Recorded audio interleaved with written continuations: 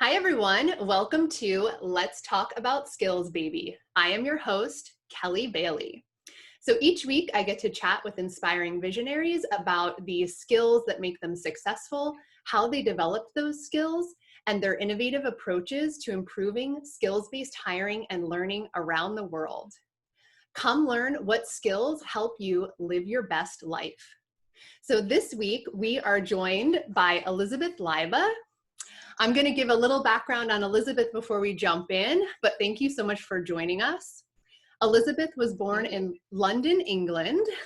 Fascinating, my husband is also from there. And raised in sunny South Florida. Okay, I'm jealous. She is a published writer and has had several articles published in the Sun Centennial newspaper in Fort Lauderdale. She has also been published in the Seminole Tribune, the official newspaper for the Seminole Tribe of Florida, where she served as the editor for several years. Elizabeth holds a Bachelor of Science from the University of Florida in Gainesville, Florida, where she majored in journalism with a minor in education. She also holds a Master of Business Administration with a focus in global management from the University of Phoenix and pursued interdisciplinary studies at Western New Mexico University. Over the past decade, Elizabeth has worked as an English professor, both face-to-face and online, for various public and private colleges and universities. And most recently, she has worked as an instructional designer for City College, where she develops and deploys online classes for almost 1,000 students across 7 campuses in Florida. Wow. Elizabeth's newest adventure, and where we met, has been serving as a co-host on the successful higher education podcast, the EdUp Experience, which I highly, highly recommend. Again, thank you so much for joining us. I am just so thrilled. Like, that's just such an amazing list of accomplishments. So excited to have you here. And where are you now in Florida? Where are you located now? Currently, I am in West Palm Beach. It's not, it is actually kind of sunny, a little bit overcast, but I'm in sunny West Palm Beach, not too far from the beaches of West Palm. Oh, how nice. My aunt and uncle live there, so I've been there plenty of times. That's so funny. It's such a small world. It is, definitely. So, Elizabeth, I just wanted to talk a little bit really quickly about, how I know we met when you guys invited me to be on your podcast, which was wonderful. And as we were chatting on that podcast, I know you and I said, man, we could really talk forever, Yeah, like absolutely. we had a lot in common. And one of the things that we started messaging back and forth about, is really the reason why I invited you to join on the podcast today, so that we can continue this discussion. And so for all of our listeners or viewers, however you're enjoying this episode today, I asked Elizabeth to join today to talk a little bit more about how the COVID pandemic and George Floyd's murder has shined a light on issues that have been impacting so many people's lives in our world for many, many years. Like, this is not new. And we knew that. It was just these extreme moments in time that have shown us, wow, we should be paying attention. And so many people now are listening. And I really wanted to, and I asked you, can we continue this conversation around this? Because people's ears and eyes are open right now. And in particular, we were really talking about how the needs of, there's so many extremely vulnerable people that, again, this is not new, but everyone is really seeing what's happening because of these 2 major events that have happened this year. And how can we understand and incorporate, their needs when we're really putting together all of these new initiatives, especially around hiring and learning, because so many people are on unemployment right now, into these solutions. And we want to hear the voice of them. So that's really what we're here to talk about today. And I know that seems like a pretty heavy issue, but I really appreciate you joining me today to, keep shining the light where, it has been. Absolutely. Yeah. There's a lot to unpack there, but it doesn't start without talking about it. So that's definitely the first step in the process, for sure. It is so true. So true.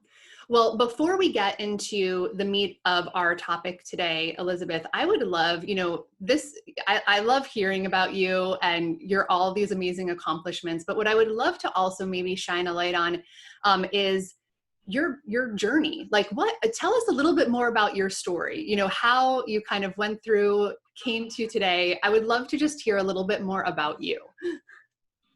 Yeah, sure. I mean, my story is one that I guess has a really winding path. I didn't start out wanting to work in really, I have friends or other people that work in higher ed that they were like, I always wanted to be a teacher. I didn't really have that in mind. Initially, I grew up in London. Mm-hmm. I'm from the United Kingdom. My parents are Jamaican. They're immigrants who, if you know anything about London, it's a very cosmopolitan, very modern hustle and bustle city. And a lot of the residents there, the Black residents of color are immigrants. It's really immigrants from all over the world. You have people from Pakistan, India, Africa, the Caribbean. So I grew up in a real melting pot as far as the kinds of people that I was exposed to. And when I was really young, my parents just decided, my grandmother was living here in Florida. My parents were like, hey, let's move to America. So us kids were like, yay.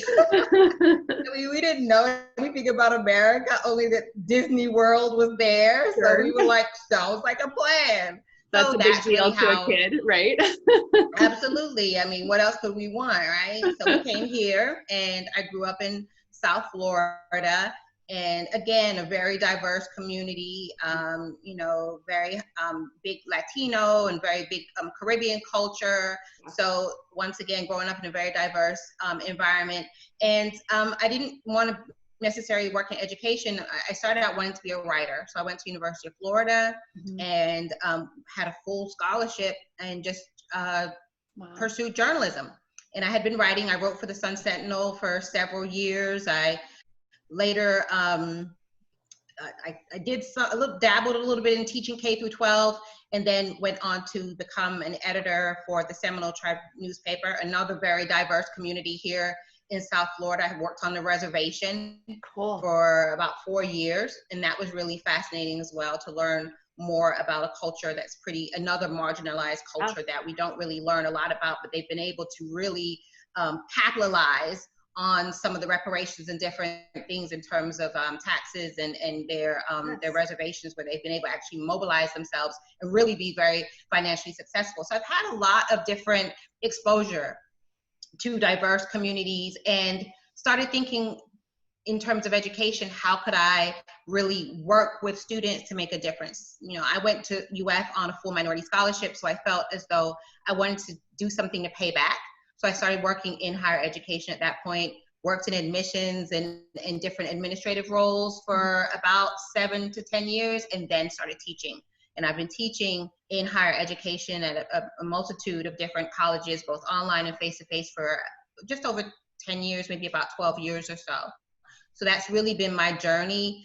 I just love the idea of helping someone to help themselves. And I think that's really, those of us that work in higher education, we're always thinking, how can we pay back? How can we pull somebody else up? I always look at that picture of, the person reaching down the mountain and that other person stretching their arm up. And that's what I think of my role in education. It's like, okay, someone had to pull me up. Somebody had to give me an opportunity. I went to University of Florida on a full scholarship, a minority scholarship.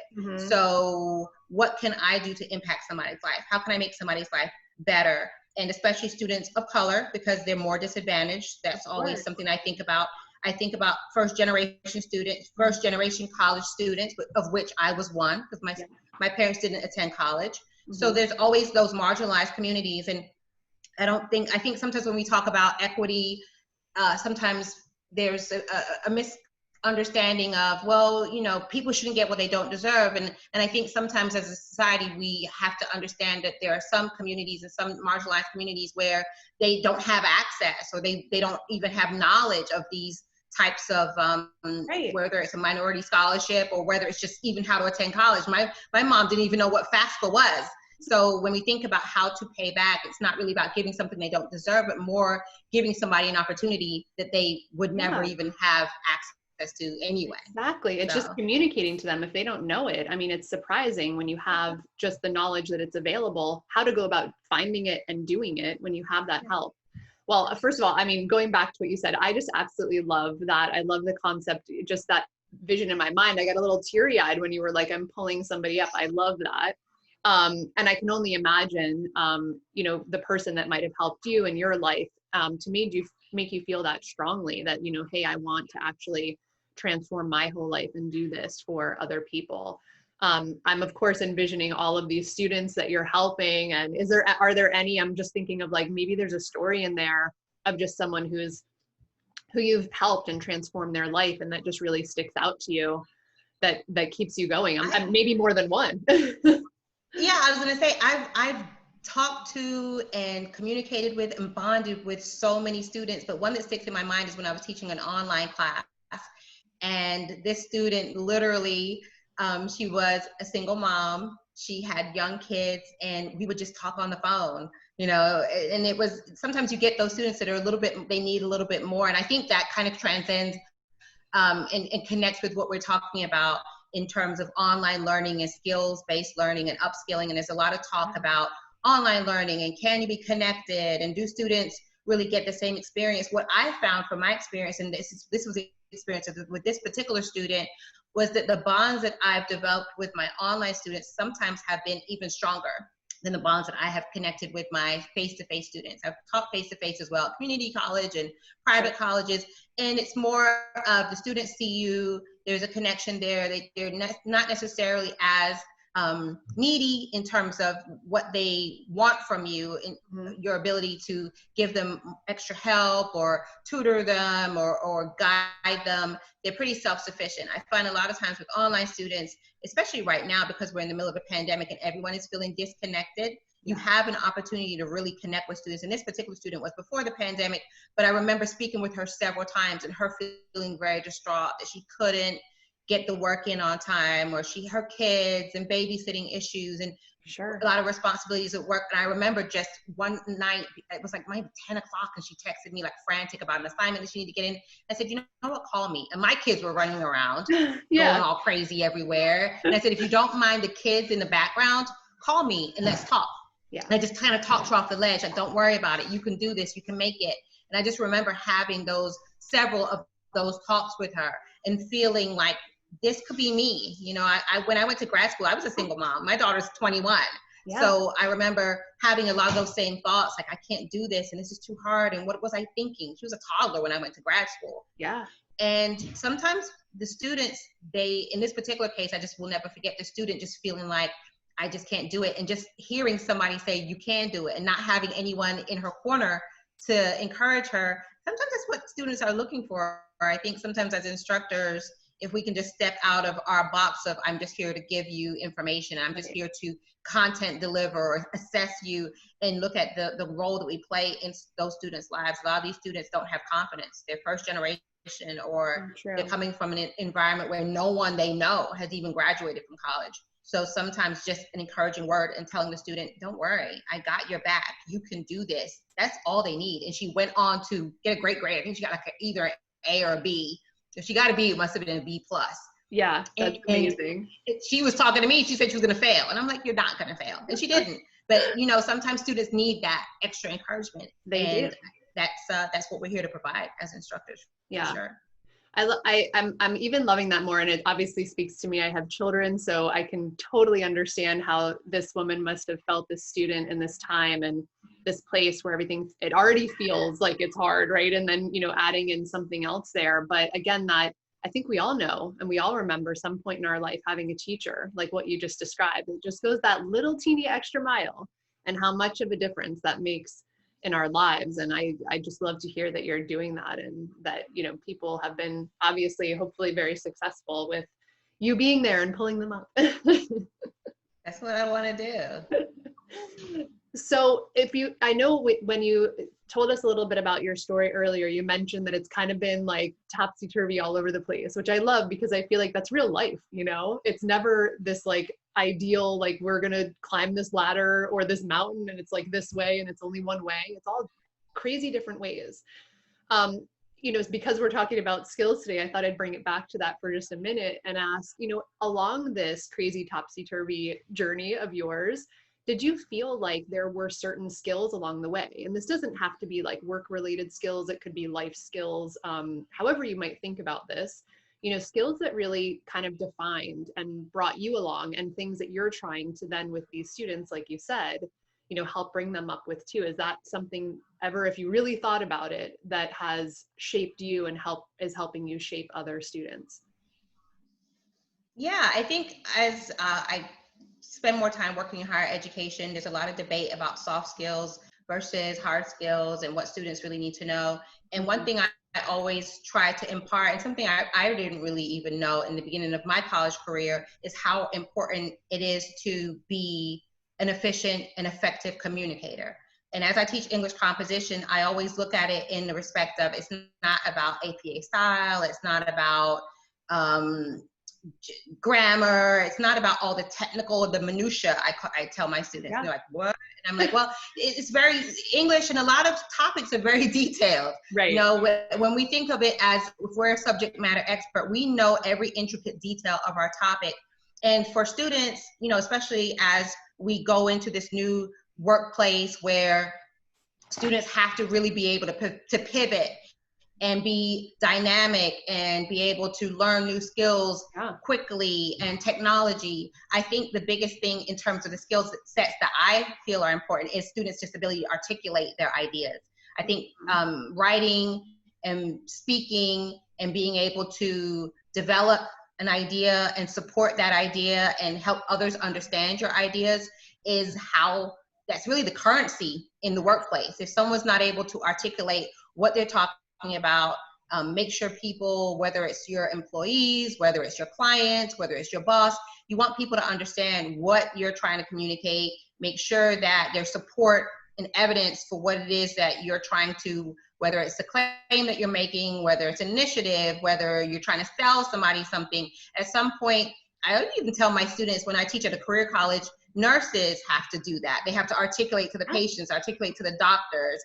If you're in the criminal justice field, everywhere, you have to be able to articulate your, there was a big thing about for-profit schools, in University of Phoenix being one of them, that had a big surge in criminal justice when they started recruiting students for some of these majors. And a lot of these students didn't know how to write or didn't know how to articulate because they thought, well, criminal justice is just about, you know, enforcing the law. And I think that's something we need to really impart to students, that even though you have to be proficient in your field, typically being able to articulate your ideas, be able to get buy-in from people, be able to influence. Just be a influence, absolutely, be a team player, all these different soft skills that a lot of times we call them soft skills, but really at the end of the day, that's what gets you hired, that's what gets you promoted, that's what gets people to like you. If you can be someone that people feel like, wow, this person is, you know, it has a vision, and they can impart that vision, and I can buy into what they're talking about. And that happens to your coworkers, that happens with your clients, that happens with your employees if you're a leader. If you can't get people to buy into what it is your vision is, and make sure that they understand that and you can articulate that, then really you're not going to be as successful as you want to be, even if you know everything about your field and you're able to kind of spout the numbers or whatever that is that you're focused on.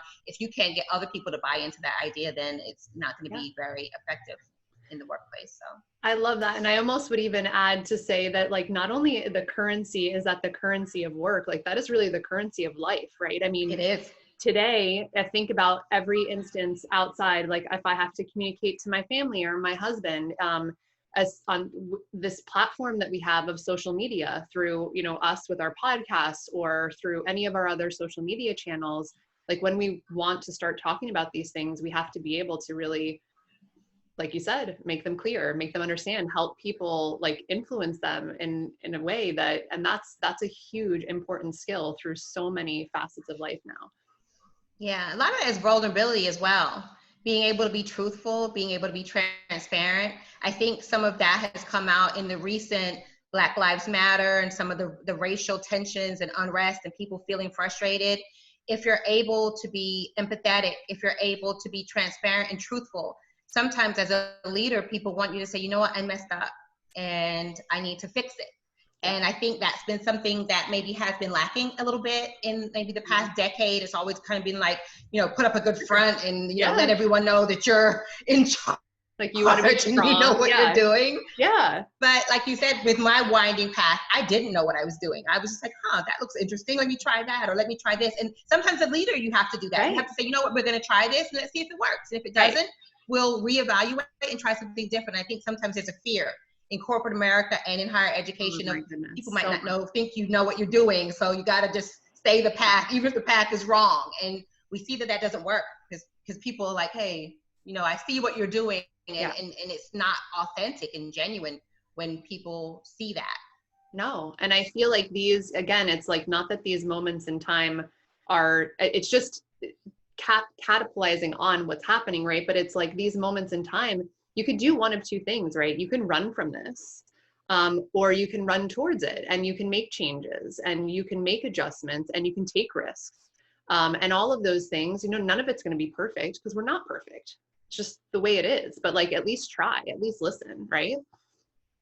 Absolutely. Yeah. Absolutely. That's what it's all about. Never be afraid of making mistakes. Never be afraid of saying that you messed up. Never be afraid of saying, you know what, I didn't do things exactly the right way, but let's come up together and let's find ways to fix it. Let's brainstorm. There's so many different things that we can do as leaders, as, you know, learners, as mentors. Just being open and flexible, I think is really important. Just these are some of the things that students need to understand when we're thinking about skill sets and things that will make them successful. I think sometimes in higher education, we tend to focus on theory. We tend to focus on history. We tend to focus on assessment and grades. And those are some of the things I think as I've worked in the field, it's been 20 years now, I feel as though I'm really coming away from that. I'm not as focused on the idea of assessing and grading and meeting a certain guideline or a certain barometer. I'm more thinking about the experience. And that's what life is, like you said, that's what life is about.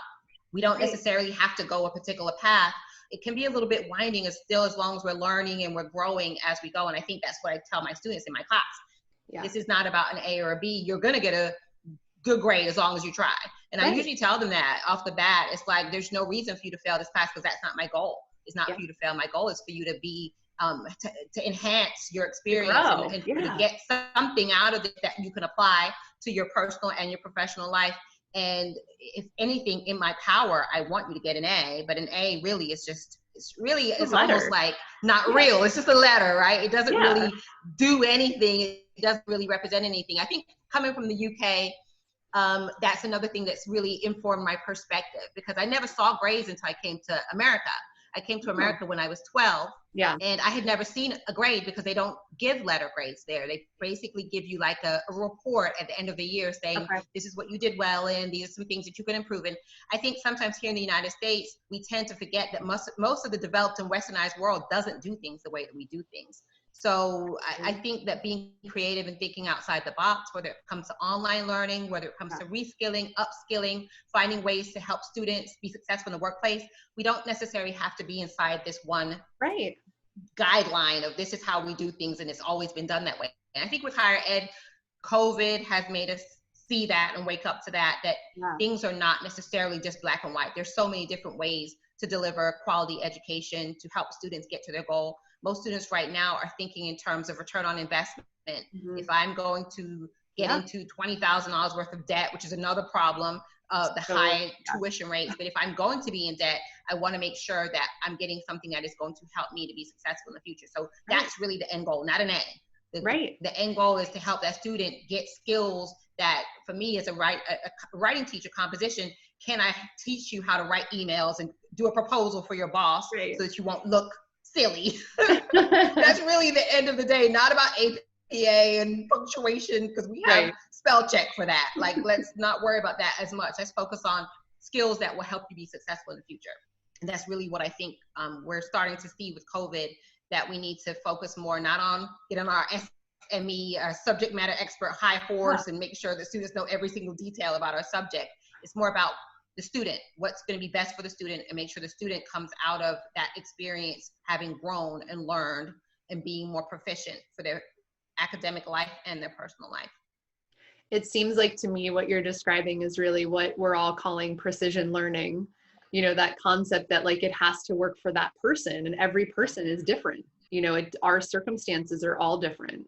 We come to the table, there may be people that can spend $20,000 or more and, you know, do all of the beautiful things that education brings for them, but there's so many that don't have that opportunity. But we don't want to leave them out. You know, we want to bring, like you said, bring them up too. Like we have all these great ways. Like, what are some of the things you're seeing from an education perspective? Because I know even on your podcast, not only are you in it, you get to talk to people that are in it and doing amazing things all the time.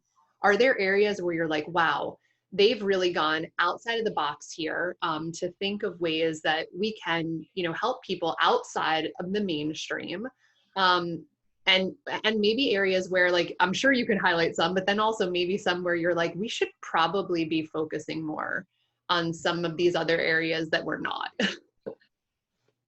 Yeah, absolutely. I mean, we get to talk to, from my own experience, for sure. And we also get to talk to on our podcast a lot of higher education leaders. I think one that springs to mind would be Scott Pulsifer, Yep. The president of Western Governors University, the competency-based education model. And I think more and more as higher education moves forward past COVID, delves more into online learning, we'll have to really have a reckoning and reconcile this idea that a lot of students don't necessarily want to be in an environment where everything is so prescribed, like you said, prescriptive, but more suited to individual student needs, and not that it's normally been something where everyone gets the same prescription. We all know that would not work in any other environment. You know, if you go to the doctor, they don't just write a standard prescription and just hand it to you and you walk out the door. It's very individualized, and the doctor is talking to you and they're looking at your background and your medical history and everything else. And I think higher education is a little bit slower to want to just say, you know what, there's not a one size fits all model in terms of every subject that we deliver. And do we even need general education? If we need general education, how is that incorporated into the overall curriculum? So I think that would be one of the models that definitely springs to mind, just in terms of thinking outside the box and wanting to focus on the student experience and making sure. We also had John Clark from Gallup, and they do a lot of polling of students. They do a lot of polling of the general public. But one of the things he wrote an article, a really great article a few months ago, about the faculty-student relationship and how that informs students' ability to be successful. And I think it goes back to what we talked about before. Yeah. Sometimes a student, I had it myself, needs that direct connection, and some students more than others. And I think it was like 70-something% in the Gallup poll that John Clark talked about on the podcast with us, that was the likelihood of those students being successful if they had a strong faculty mentor. So I think it speaks to the model that is there at WGU with Scott Pulsifer that he talked about on the podcast. We also had Dr. Greg Fowler from Southern New Hampshire University on the podcast actually a couple of weeks ago.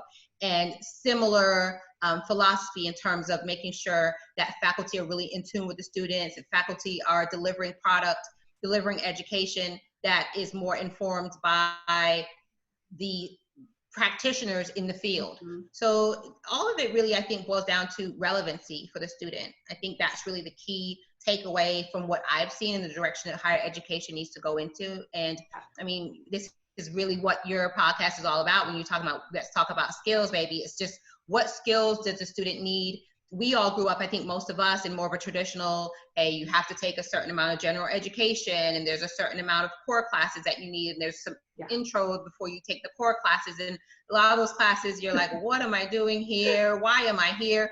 And a lot of the time, even Scott talked about on the podcast, you start to do your own competency-based learning because you sleep in, because you're like, you know what, I don't need this. I could just kind of study the notes. And so he was like, you were doing competency-based learning. You were taking a class in 4 weeks because that was the only amount of time you really dedicated. And I was like, I totally did that. I slept in at the dorm and I just showed up for the test because that's all I needed.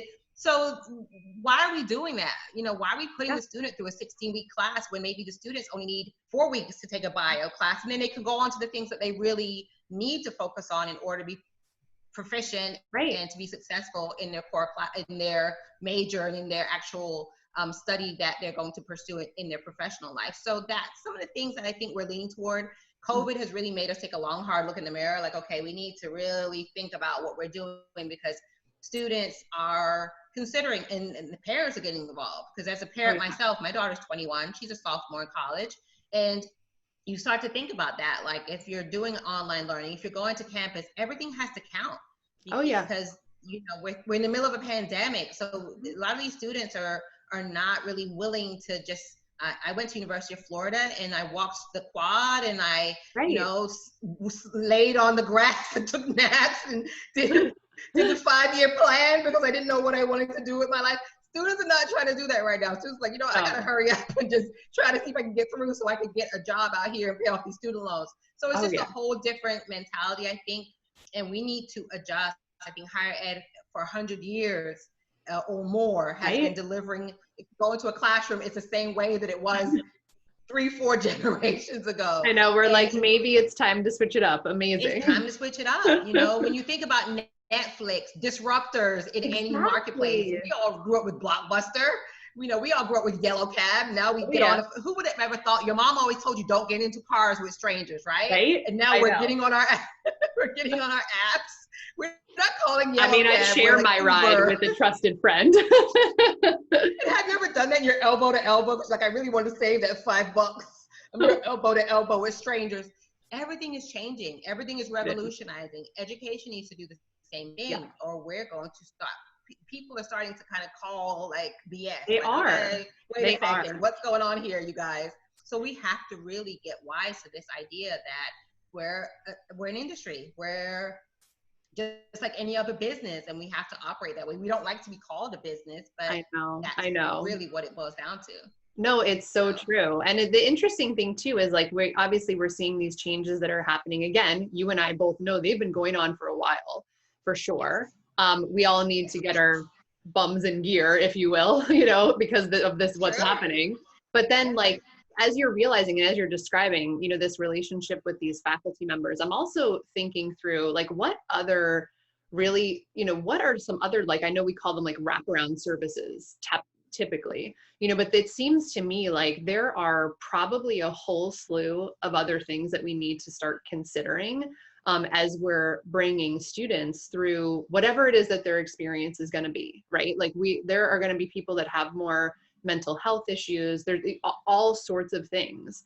I wonder if you hear anything. I know it's probably more education related, but I'm curious if you hear anything about, you know, how we're sort of addressing all of these other needs, again, that have been there. We're just more aware of them right now. Yeah, I think you hit the nail on the head with the mental health aspect. A lot of schools, from what I've been seeing, are thinking about how they can support their students in this time. It's very stressful. There's a lot of anxiety surrounding the COVID-19 pandemic. We have students, typically students that are at career colleges or community colleges, that may be essential workers. So they're really tackling a lot of really serious issues in terms of their own health, the health of their families. They may be having to attend to family members that maybe are sick. So mental health is definitely, I think, at the top of the list in terms of student support. I think for a long time in this country, or just in society, mental health has had somewhat of a stigma. So as higher education, it's really our job to be there. And I think there's a coming away from the idea that we're just there to deliver education. And we keep coming back to that same concept. But I think there's been, especially as tuition dollars have been, tuition has been going up in terms of the cost to the student. A lot of those student support areas actually there's less investment in those, which is kind of counterintuitive, right? So we have to focus on mental health. We have to focus on academic support. We have to focus on mentoring and tutoring. I think the mentoring aspect for myself, growing up, I grew up in the center of Fort Lauderdale, in a very urban area. My high school was like 99% Black. So I needed the support of strong mentors. I needed the support of the same thing like I told you with that student, of someone just saying, you can do it. And I think we sometimes undervalue those support mechanisms. Graduation rates, especially amongst students of color, whether Black, Latino, are usually lower than the mainstream in terms of the students. So we need to focus on how we can increase graduation rates, what we can do to support students, so that not only do we enroll students, we also graduate them. And I understand that not all students are the same. Like you said, there's not a one size fits all. There's not every student has the exact same set of challenges. And I think sometimes in education, we try to bring that same model that we see in society. Everyone's the same. I don't see color, and everyone has the same opportunity, but that's simply not true. And we have to wake up and really understand that we have to be more inclusive and ensure that every student has the same opportunity to graduate. And it makes me think about that meme I see on social media where we think about the people peeking over to see the baseball game, and we're thinking about equality and making sure that if the one child is shorter, they need a higher box. Exactly. We know that rationally, that if the other one child is shorter, we're not gonna say, well, hey, just tiptoe higher. About that. That's not what you tell someone. No. You give them the opportunity, you give them a leg up so that they can be on par with the taller kid that can already see. And I think sometimes we try to overlook that and say, well, they're all tall. Clearly they're not, because he's little and he can't see over the fence. So let's give them those additional support systems, like you talked about, the wraparound support, and make sure that the students are fully able to get their education, but also graduate. That's really key, I think, as we move forward. So true. Do you have any recommendations for schools on sort of how to hear the voices of people that may, need that extra leg up?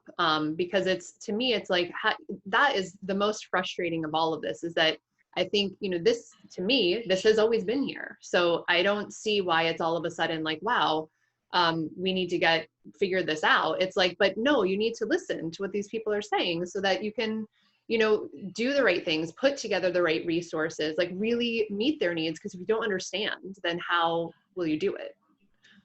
Yeah. So do you have any recommendations for schools for, how they might listen more? It reminds me of kind of like when you're talking to your spouse or something and they're like, is something wrong? And you're kind of like, that you don't really want to know the answer. And I think that's what happens, I think, in higher ed. It's almost like where we don't really want to know the answer. We're kind of like, oh, maybe something's wrong, but do you really want to know? And I think that's really what it boils down to. A lot of times students don't feel heard, and it's almost like we know something is wrong, but we don't really want, because we know if we actually ask them, it's going to be like, oh, and they're really going to say what they feel. And I think that's the problem, or that's really the challenge, is that students don't feel heard. A lot of marginalized communities don't feel heard. We had a really cool guest on the podcast maybe a month or two, or a month and a half ago, Leslie Villarreal. She's Dean of Student Affairs with Averitt College, and she talked about just how she does like weekly Zoom calls. And everyone on campus has her cell phone number. This is like what you talk about in terms of transparency. And I think not everyone's ready for that. I give my students my cell phone number too, because I'm like, oh, you know what? I can text them back. I'm on social media. On IG, what do I care if I text them back at 10 o'clock at night? If I'm awake, sometimes they'll text me, are you awake? Yeah, I'm on Facebook, So I think it's just a matter of bringing ourselves down to the students' level, whether it's Zoom, giving them the ability to have weekly Zoom sessions, whether it's being available on text or social media, or giving students an opportunity, whether it's town halls, whether it's question and answer sessions. Make students understand that they're heard. And I think that's part of what frustrates students, even in regular circumstances when we're not having pandemic and racial unrest and so many things that makes people feel all this stress and people feel overwhelmed. Just giving students forums and making sure that you're not just giving lip service. Oh, we care about what you think. If you care, then you would give open forums for students to be able to express themselves.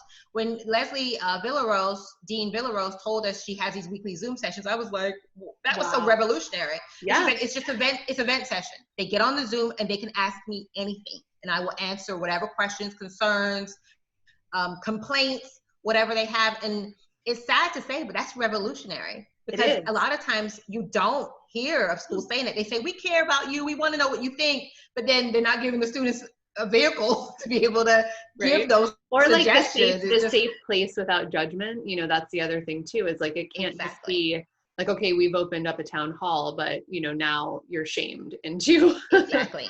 you know, And that's, I think, what say. happens. And that's what she talked about. She talked about it being a safe space where students were able to say anything and it wasn't to be talked over. It wasn't for them to say, oh, that's not true. And I think that's sometimes what frustrates people that are in a marginalized situation, or if they're in a group of those that don't feel like they're being heard. You get an opportunity to say what you have to say, and then the person that's holding the forum is waiting to jump on you and tell you that it's not valid. And that, I think, is another frustration.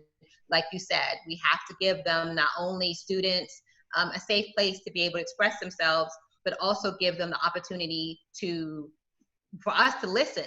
I know with my school, with City College, we have surveys, and we really read and comb through those surveys. We give students an opportunity to have, like, just be able to just say whatever they want to say about, I think the last question on the survey for our online program is, what are some suggestions that you have for us that we could do to make this better?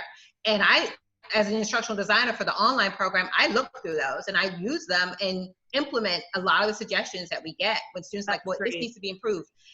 You don't want to be defensive, because the students are the ones having the experience. So whatever suggestions they give you, take them. And the students a lot of times will say, wow, that's really good that you implemented so-and-so. We've been saying that for a little while, and now you guys have rolled it out. And sometimes it will take a little while because it's just the technical aspects of trying to deliver whatever the student wants. But listen to what they say. Don't judge. Like you said, give them a safe space and then implement. Don't just listen and say, wow, that was interesting, and then go back to business as usual. Actually take what their suggestions that they're making and find actionable ways to change, because that's really what it's all about.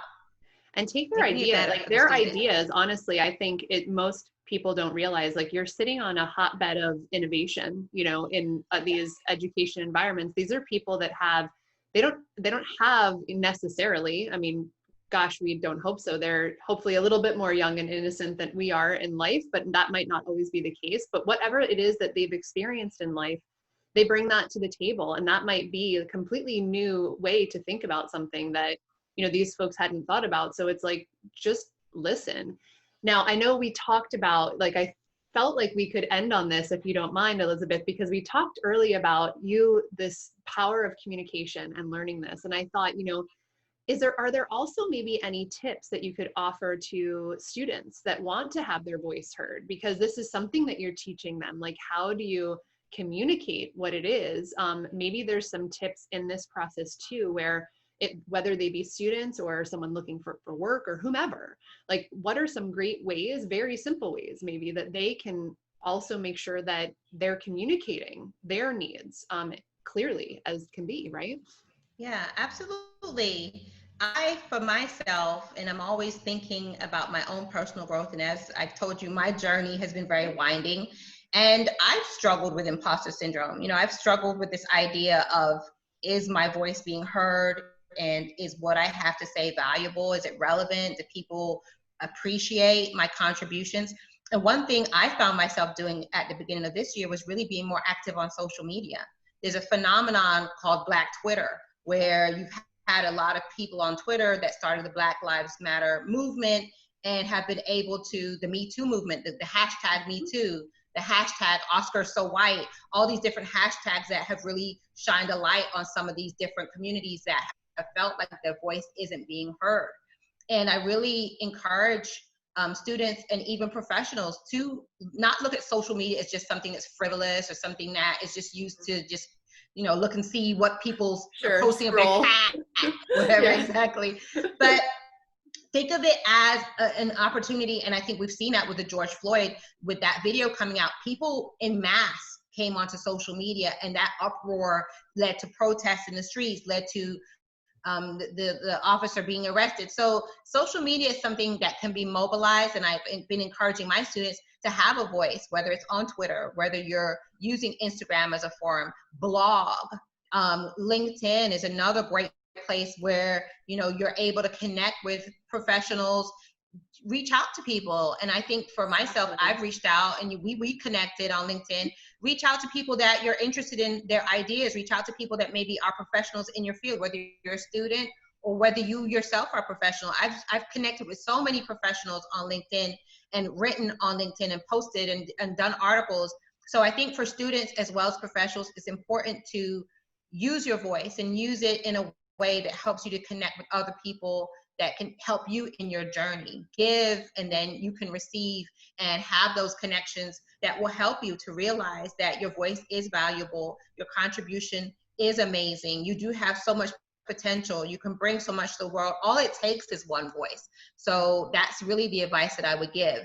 Don't be afraid, and just start reaching out, connecting, and posting your thought. Even if it's a one-liner on Twitter, that might be something that can change the world. We saw that with hashtag Black Lives Matter. That created a whole movement, a new generation of civil rights movement. So don't ever feel like your voice is not valuable, because it really is. That is some fantastic advice. So before we end up today, is there anything else that you would like to share with the audience that we haven't? I know we've hit a lot of stuff today, but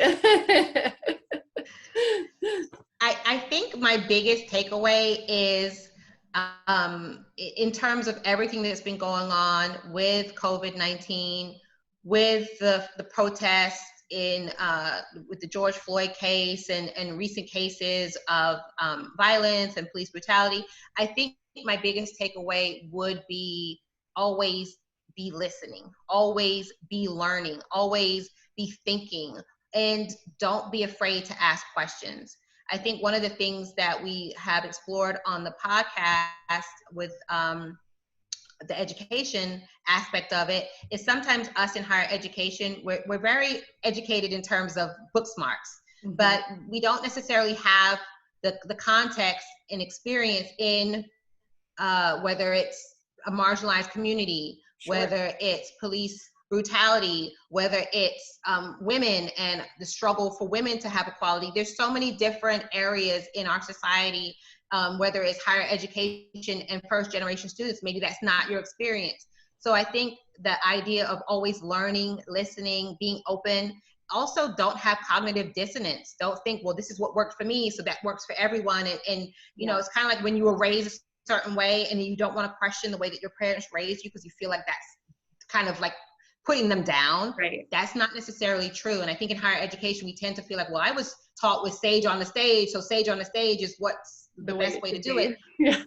That's not necessarily true. So I think the fact is, with higher education, we have to be willing to learn. And as people in general, we all have to be willing to learn. And you can't learn if you're talking. You have to listen. You have to have your mind open to the idea that there are different and better ways sometimes of doing things. So I think that would be like the biggest takeaway that I've learned over the past few months is to really open up myself to the idea that things can be different and I can be a part of that as long as I'm open to change. And that's what I would encourage everybody to do. That is a great last parting thought here. So everyone, please remember to listen and be empathetic. Well, Elizabeth, thank you so much for joining us today. This was such a fantastic episode. For those of you guys that would like to keep in touch with Elizabeth, she is available through social media on the podcast platform, EdUp Experience, on Instagram and Twitter. You can also make sure for sure that you subscribe to her podcast because it's really fantastic. Again, the EdUp, EdUp Experience, pretty much wherever you listen to podcasts. So, and thank you all for listening in today to this episode of Let's Talk About Skills, Baby. If you enjoyed this podcast, please subscribe, share, like, comment, offer ratings, reviews. I'd love to hear any of your feedback or suggestions. And if you'd like to follow me, I am available on LinkedIn, Instagram, Facebook at Kelly R. Bailey. Well, thank you all again, and I hope you have a wonderful day.